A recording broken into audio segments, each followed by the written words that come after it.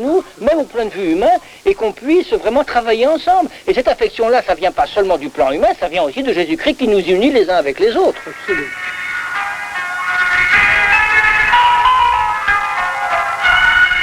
Ah non, nous n'en sommes plus à l'image du missionnaire Broussard, perdu parmi les sauvages, sans nouvelles du monde. C'est vrai qu'ici, bien sûr, on n'a pas la télévision, mais ça ne nous manque pas.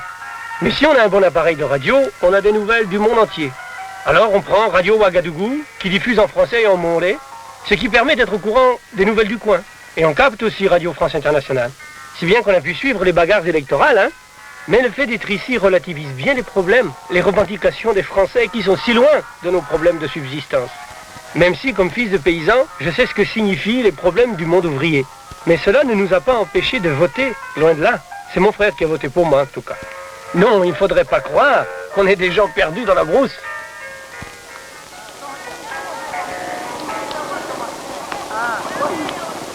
Le père Peña, 47 ans, 22 ans de mission, surnommé le père Haricot Vert, est à la base d'une coopérative agricole créée près du lac de Burzanga, en collaboration directe avec le plan de développement rural voltaïque. 28 hectares de maraîchage sont irrigués. Encore fallait-il avoir les moyens d'acheter une motopompe. En 1981, déjà 114 tonnes de haricots verts ont été expédiées vers la France. Et des tomates, des oignons, du niébé.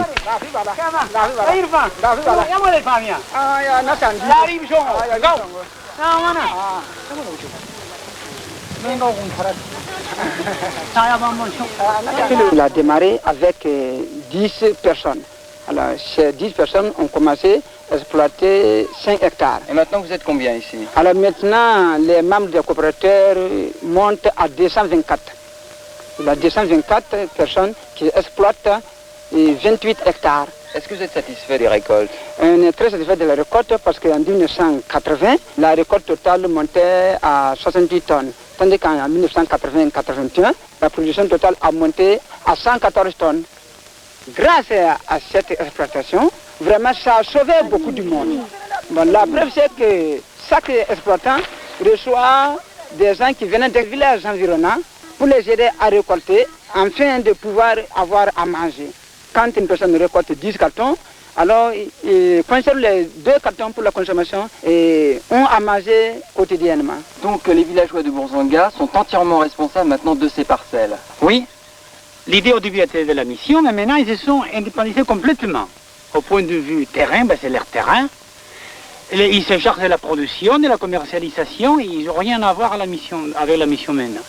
Alors comment ça se passe au niveau de l'exploitation? Où va tout cet argent qui est gagné par la vente de ces légumes? Pour le moment, c'est complètement investi dans l'achat du mil. Les mil étant les aliments de base, ils n'ont pas la possibilité d'épargner pour le moment.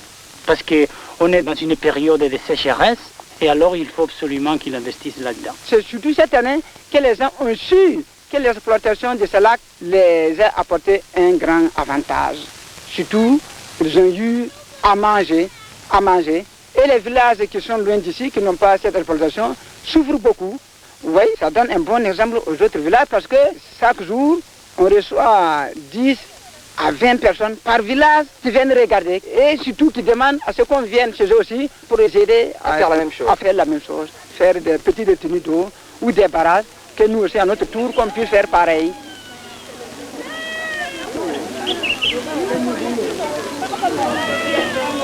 Les villageois de l'Ourfa attendent ce jour depuis 12 ans. Un catéchiste, synonyme de développement, d'organisation et de valorisation du village, vient enfin s'installer chez eux.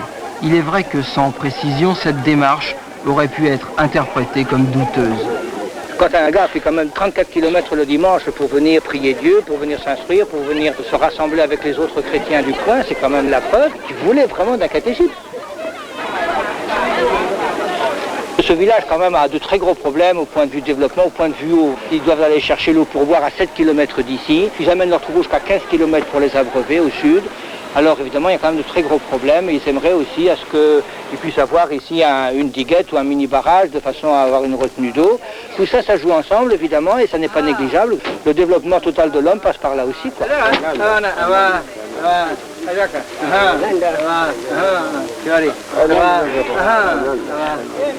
Lorsque les gens se mettent ensemble pour travailler, pour faire quelque chose pour le développement du village, c'est le royaume de Dieu qui avance en même temps parce qu'il n'y a plus d'amour là où il n'y en avait peut-être pas beaucoup, ou bien cet amour-là se développe et il devient plus fort et il se révèle grâce peut-être à un catalyseur que peut-être le catéchiste. Et il est venu aussi avec sa charrue. Ah oui, il est venu avec sa charrue justement, d'abord pour travailler, et puis ça l'aidera lui-même à sa propre subsistance, puisque ce n'est pas un employé de la mission, il n'est pas salarié. Et puis en même temps, ça donne un témoignage aussi aux gens du village pour leur montrer des nouvelles méthodes culturelles. Donc là aussi, c'est un autre avantage pour ça. Ce sont les villageois qui vont lui prêter des terres ou lui donner des terres. Bien sûr, puisque lui, il doit subvenir à ses propres besoins pour la culture, les villageois l'aident à avoir des champs et à pouvoir cultiver, pour lui et sa femme. Ils lui ont donné des terres. Ah oui, ils lui ont donné des terres, oui, déjà, oui, bien sûr. Cette maison, c'est une maison qui a été prêtée aux catéchistes parce que cette année, il n'y a pas d'eau pour faire des briques en terre. À la fin de l'hivernage, quand il y aura de l'eau, à ce moment-là, ils feront des briques en terre pour pouvoir faire une maison. D'ailleurs, ils ont déjà commencé cette année à faire une petite maison pour l'alphabétisation là-bas, à l'entrée du village. Et il y a un jeune qui vient de Rollo à 17 km pour commencer l'alphabétisation ici. Et là, lui, il pourra continuer justement cette œuvre maintenant qu'il est là sur place. Ça sera beaucoup plus facile pour les gens. Cela fait 12 ans qu'on attend le catéchiste et notre cœur est content de le recevoir. Il nous apprendra le chemin de Dieu et il nous aidera à arranger le village. Je suis venu pour aider les hommes à s'entendre, à s'aimer, pour que le village soit plus heureux, pour que Dieu gagne la gloire.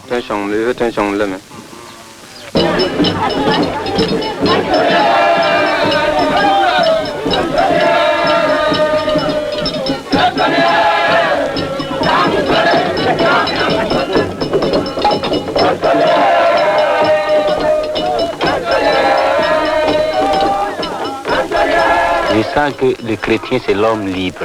L'homme musulman, il est libre, peut-être de sa manière, mais par exemple la danse traditionnelle, les tambours, les tam-tams, les calebasses, tout ça, on avait tendance à les rejeter.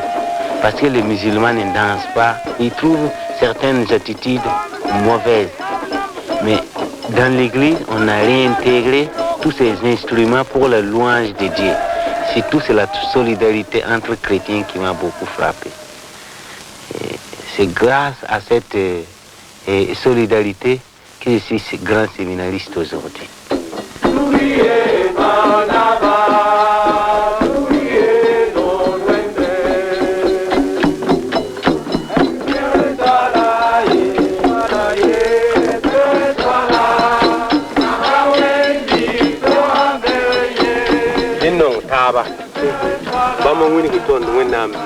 Les Pères Blancs nous ont montré ce que Dieu voulait que l'on fasse les uns envers les autres. Aimer son frère comme soi-même. Si tu vois quelqu'un qui n'a pas, partage avec lui. C'est tout cela qu'ils nous ont montré.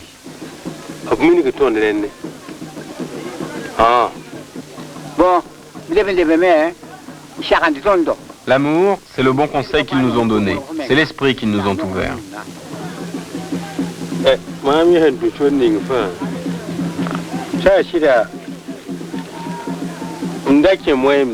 Pendant 7 ans, j'étais avec les musulmans.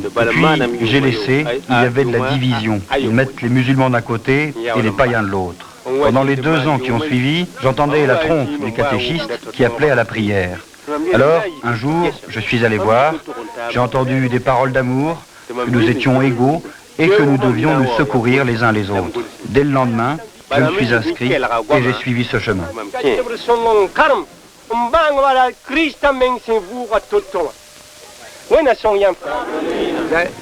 Aujourd'hui, je n'ai plus peur. Je ne m'appuie plus sur les devins. Je ne fais plus les sacrifices coutumiers aux ancêtres et aux génies. Je me sens vraiment plus heureux qu'avant. Depuis 3 ans, je suis plus heureuse. C'est difficile à expliquer. La vie est plus simple et puis on a l'espoir, car on sent que le village prend conscience des problèmes de développement et qu'il évolue chaque jour. Si tu vas quelque part pour faire du tort à un voisin, souhaiter sa mort par un moyen ou par un autre, ça n'est pas bien. Avant, je le faisais, maintenant, je n'en ai plus envie.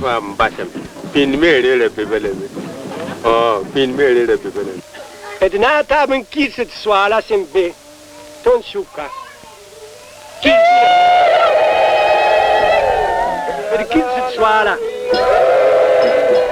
Les Pères Blancs ont beaucoup travaillé, ils ont créé des barrages, des puits, ils ont même aidé des familles. Et grâce au travail des Pères Blancs, l'Église est mère, quoi. Ces gens qui sont venus de l'Europe et qui sont venus aider des pauvres, et ces pauvres sont devenus aujourd'hui des riches.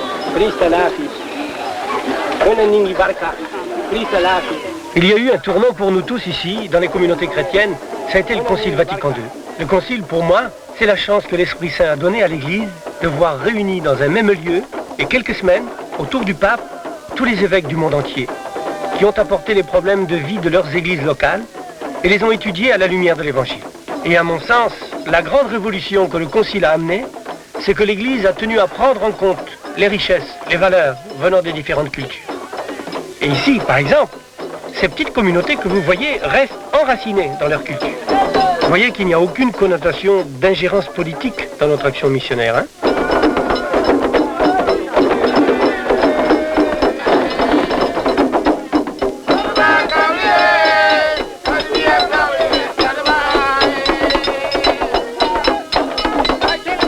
C'est un peu à la fois à force de vivre avec eux, bon, qu'on se rend compte que ce sont des gens qui ont des valeurs chez eux et des valeurs qui sont aussi importantes et peut-être plus importantes que celles que nous avons, nous, sucées à la mamelle de mère.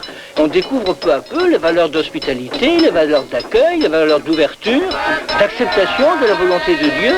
On découvre ça un peu à la fois et puis ça nous enrichit, nous aussi, mutuellement, c'est certain.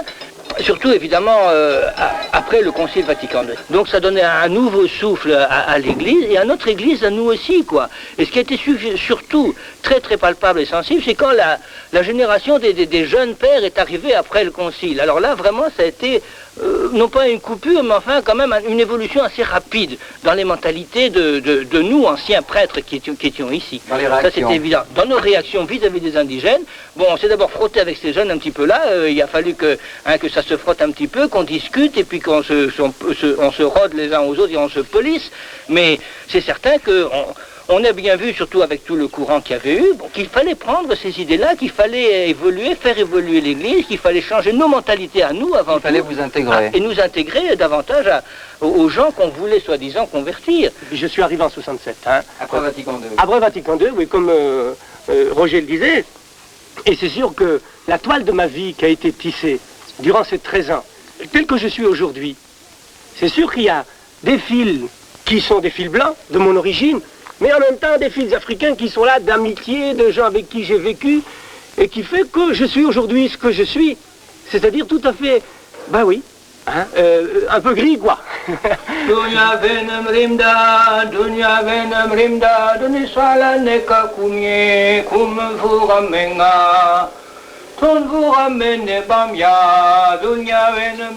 J'étais d'une famille très chrétienne. Mes parents ont eu 11 enfants, dont 2 sont morts en bas âge. On restait 8. Et sur les 8, vous voyez, il y en a 2 filles qui sont devenues religieuses, 2 garçons sont devenus prêtres, et puis 2 garçons mariés, 2 filles mariées aussi, ce qui fait une belle symétrie. Et donc j'étais élevé dans ce milieu chrétien. Dès ma première communion, je pensais déjà être prêtre. D'ailleurs, ma marraine, qui était en même temps ma grande sœur, m'avait payé un petit hôtel à cette occasion-là, et je disais déjà la messe, du moins je faisais semblant. Et c'est à ce moment-là que j'ai pensé à devenir père blanc. Mes parents ont accepté ça sur le plan de la foi, c'est évident. Quand je me souviens encore, je me revois encore, j'étais avec ma mère en train d'écosser des petits pois quand je lui ai dit que je voulais rentrer chez les pères blancs. Alors, ses yeux sont embués de larmes quand même, mais elle m'a dit, si c'est la volonté du bon Dieu, on ne peut rien la contre. C'est exactement ces paroles qui sont gravées en moi, parce que vraiment c'était quand même une manifestation de foi, quoi. Enfin, pour moi, c'est sûr que, comme pour Roger, la famille a une très grande importance. J'ai eu un père et une mère, mais surtout encore mon père, bien plus encore, qui m'a marqué. Un père qui, avant d'aller à la charrue, faisait le signe de croix, tu vois. Le père qui